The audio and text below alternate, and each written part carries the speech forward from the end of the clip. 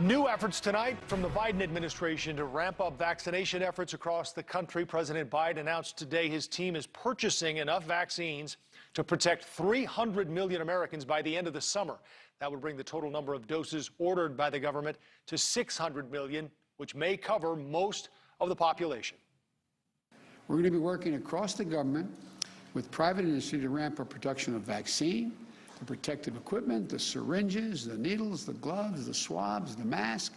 Everything is needed to protect, test, vaccinate, and take care of our people.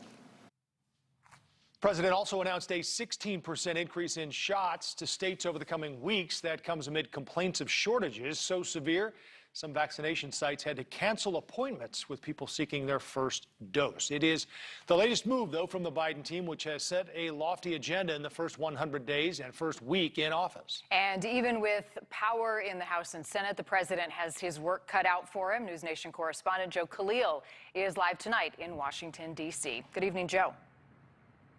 Yeah, that's right. The president's facing multiple crises at the same time, so their agenda is rolling along. Hard to think that it's only been 6 days of this administration because so much has been happening, a lot through executive orders and some making moves toward Congress. But still, it's very clear that no matter what avenue the administration is going down, there is going to be serious opposition.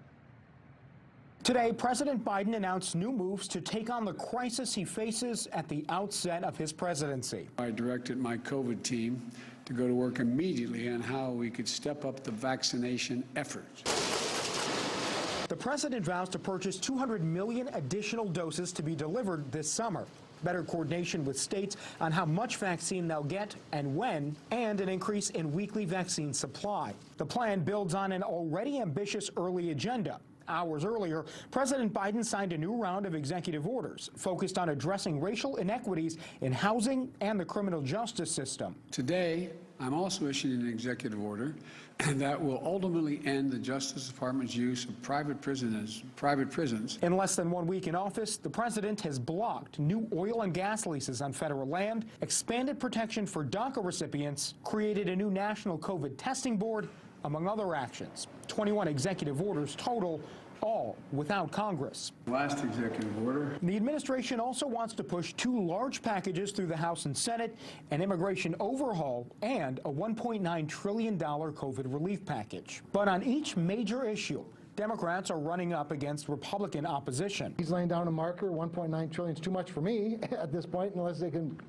create some evidence that it can be paid for some way that's reasonable. Republican Senator Kevin Cramer says Republicans are willing to work with the new administration, but says they need a seat at the negotiating table. I don't think any president expects that the first thing he puts down is the way something's going to end. Some Republicans have said they'd support certain immigration or COVID measures individually if they were not part of a larger package. Good afternoon. That's an idea the White House hasn't ruled out. That's something that you might consider. Look, I read that in the paper today. I haven't had any discussions with them about that at this point.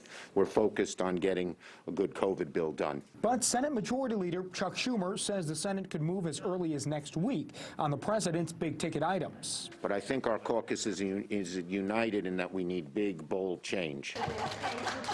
President Biden will need top officials in place to help push his agenda through Congress. And while some nominees sailed through their confirmation votes, the committee meets to consider the nomination of Alejandro Nicholas Mayorkas. Others, like Biden's nominee for Homeland Security Secretary, Alejandro Mayorkas, and his pick for Office of Management and Budget, Neera Tanden, face Republican opposition. A middle-class kid.